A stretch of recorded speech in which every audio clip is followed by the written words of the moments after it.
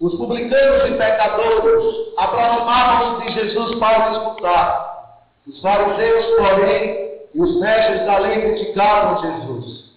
Esse homem acolhe os pecadores e faz refeição. Então, Jesus contou esta parábola. Que o irmão não deixa as 99 no deserto, vai atrás daquela que se perdeu até encontrá-la.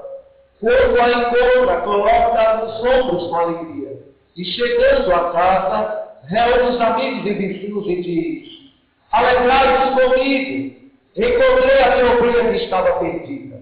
Eu vos digo, assim haverá no céu mais alegria por um só pecador que se converte, do que por 99 justos, que não precisam de conversão. Se uma mulher tem 10 moedas de prata e perde uma, não acende uma lâmpada, vai à casa e a procura cuidadosamente até encontrá-la. Quando a encontra, reúne as amigas e vizinhas e diz: alegrai-vos comigo. Encontrei a moeda que tinha perdido.